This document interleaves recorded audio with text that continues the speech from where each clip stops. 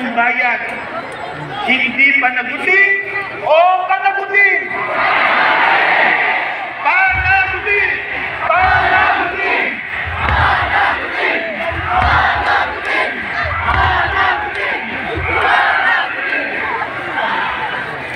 Narinig po namin malinaw ang inyong sagot.